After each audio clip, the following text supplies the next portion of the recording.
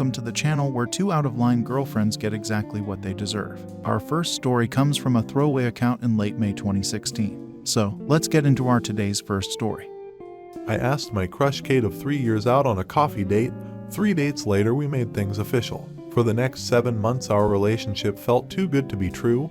We clicked on so many interests, so we hardly ever disagreed on anything. We were very open with each other, which led to an incredible sex life. We both had good jobs, so we had money to spoil one another, and our families were both enthusiastic about our relationship. In January 2017, I was accepted into my country's Armed Forces Reserve program as a combat engineer. I underwent basic training from February to late April and was up until then the hardest thing I had ever done. There were several times I thought I wouldn't graduate, and the only thing that kept me going was Kate's words of encouragement over texts and calls. She was there when I received my BTC certificate and never let me forget how proud she was of me. As part of my job in the reserves, I would have to go away in the summer for advanced training between early June to late August. Kate fully supported me going 400 kilometers away to the training center and spending almost our entire summer break on work to further my military career. The summer was brutal on me. I was a social outcast from every clique that formed on our course and was the butt of several jokes.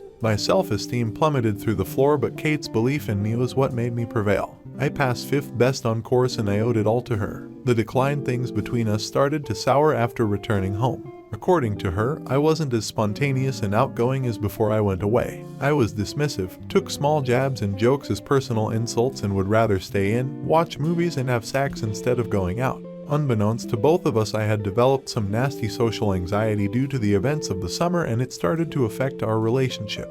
Nearing our 2-year anniversary in 2018, we got into a heated argument over a small misunderstanding and subsequently broke up. I was incredibly distraught before she texted me 3 days later and said she wanted to try and fix things. I didn't see her for 3 weeks, but we kept in touch every day, slowly mending things. When we officially got back together, nothing felt the same. Every time I talked with her, it was as if I was walking on eggshells, and it only worsened my anxiety, which in turn hurt our already damaged relationship.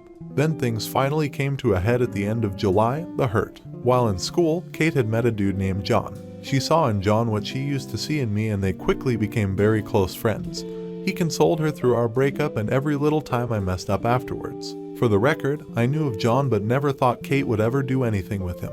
One night after work, we had planned for me to stay the night at Kate's place. I arrived to see the two of them chilling on the living room couch. Kate said that John had dropped by for a spontaneous visit and he was just leaving. After John left, she became cold and distant. I slowly accepted that our relationship was dead and asked her how things were between us. She echoed my thoughts and we agreed to break up the next day. She said I could stay the night one last time, seeing how it was late, and she was still worried of me from there on until she fell asleep. Kate became uncharacteristically glued to and protective of her phone. In the past, she wouldn't care if I glanced over to catch her and her friends texting about whatever, but now she did her best to hide the screen from me. I asked her about it and she said it was private stuff, which only raised more questions. After she fell asleep, curiosity got the better of me. I unlocked her phone and I knew her passcode and found hundreds of messages between her and John. Messages about how she was now single, how exciting it was that they could now be a couple in public, and laughing at me about every little thing I did. I quietly sobbed as I read through each hurtful text. My crying wasn't as quiet as I thought. Kate stirred, and once she realized what I was doing, she threw a fit. I couldn't find the anger of words to combat her, so I just grabbed my stuff and left, with Kate shouting and yelling at me the whole time. It was late in the morning when I got home. I just broke down and ugly cried all night. I called in sick from work the next day and spent it sulking in my bed. The day after, I got several angry texts from Kate's friends and family in a bid to save her image and denounce anything I might say about her. She knew that I had forced myself upon her that night in one last attempt to get some before we broke up, and left after the deed was done. Though what I had done was scarring, she refused to press charges because she didn't want to make a circus of her life in court and was the bigger person by doing so. I spent the next few months in fear that her allegation would have me discharged from the army and my image forever tarnished, but nothing ever happened.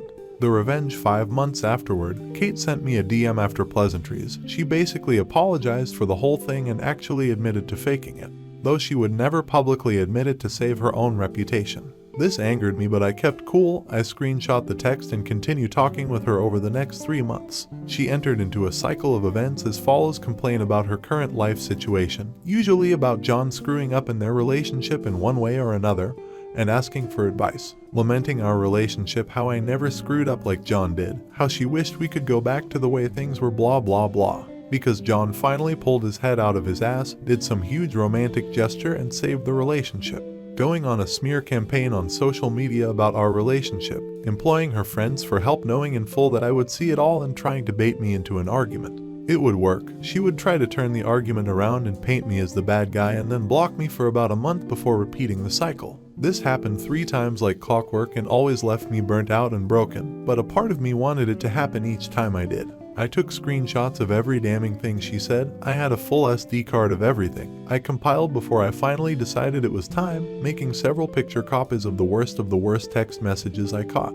I bought several manila envelopes and mailed them to everyone, whoever it would matter to, like to Kate, her parents, grandparents, extended families. She was super close with best friends, work boss, co-workers, teachers, whoever I could find a mailing address for. I made sure that anyone getting the envelope would know that the texts were between me and Kate and sent them off within 3 weeks. I got results. Some of the people who earlier messaged me to shame and insult me before now apologized for their words. My favorite was from her own parents, who went on to say that they were deeply sorry about their daughter's behavior, how they raised her to be better than how she acted, and to please not pursue any legal actions. The thought had crossed my mind, but I didn't have the money nor the mental fortitude to fight a legal battle. I told them I'd think about it and that they'd be the first to know besides Kate if I did.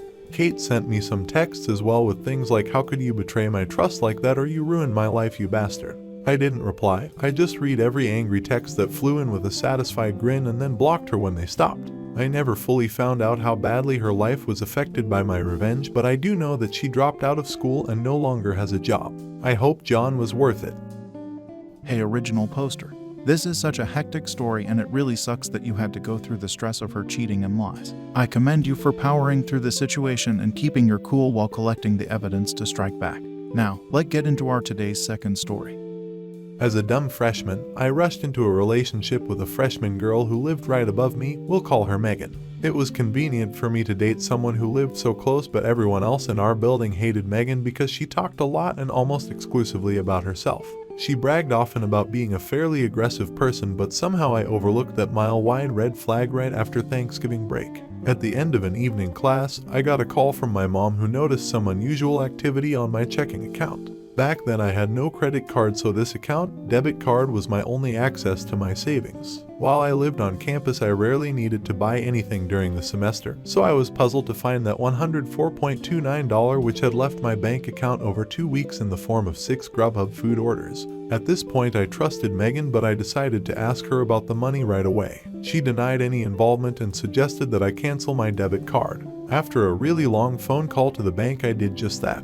Next, I reached out to Grubhub customer service on Twitter saying, "Hey, my card was stolen and used for food orders on these dates. Can I have the receipts?" They sent me the first and last receipts, but they had to redact the personal info of the account holder. I say redact in quotes because they just used the Snapchat draw tool and Megan's name was clearly visible on both receipts. What's more was that the most recent receipt was only 2 hours old. She was probably still eating when I chopped up my debit card. It's worth noting that she and I both had unlimited dining plans paid for by our respective parents, and we lived 500 feet from the nearest dining hall. She didn't need to order food, and she definitely didn't need my money to do it. So I texted her again, "I have the receipts from Grubhub. Are you sure you didn't make those orders?" A reply, "Thank you for suspecting me," in a fairly aggressive tone. Wouldn't you say I hatched a plan to collect security camera footage of her picking up the order from that evening. However, by midnight Megan arrived at my door in tears and confessed to everything, plus she admitted to being a serial shoplifter. Exhausted, I sent her away and decided to deal with everything in the morning. By the next day, everyone in our building seemed to know what was going down, probably because Megan had already begun broadcasting her version of the story. I sent Megan a breakup text and decided that $104.29 was a loss. At least I escaped unscathed. Right, well, less than 2 days later, she entered my room when I wasn't looking. I was sitting at my desk when I noticed her standing silently behind me. "Megan, give me my stuff. Where's my stuff?" Me, what stuff? Megan, you know. I did not know what stuff she was talking about. She tore through the room looking for something that she refused to identify. Just as quickly she came, she was gone, and I locked the door because obviously this wasn't over yet. Within a minute she was back. She stood outside my door knocking and demanding that I let her back inside.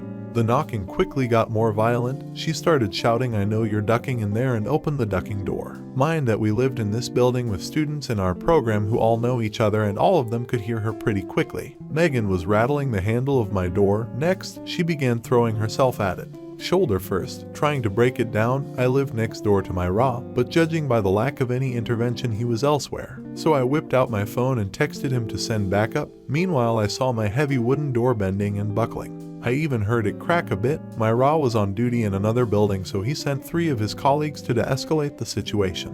They brought Megan downstairs, where she revealed that the stuff she wanted was just the t-shirt and keychain that she gave me for my birthday. Whatever, I let her have those. I still just wanted this to be over. However, once I shared my story with the resident life staff, they filed university paperwork to place a no-contact order between me and Megan. They also recommended I contacted campus police, who then told me I should get my stolen money back in small claims court. I couldn't even get there without a car or money to pay for an Uber. At the request of the campus police, I also contacted the Title IX office at my school, sending them the story of everything you've read so far. They were interested, to say the least. Although I didn't want any trouble, I just wanted a clean breakup and a fresh start, but the Title IX representative informed me that they were bringing 3 misconduct charges against Megan, which were theft, threatening, and violent behavior, and inciting an intervention by university staff. The representative asked me to serve as a witness in Megan's disciplinary hearing. The next semester, I tentatively agreed right before the representative set the hearing date for February 14th, Valentine's Day. I thought it was a joke, but they really did that. When the day of the hearing finally arrived, the no-contact order was still in effect, but a few of my friends had kept tabs on Megan.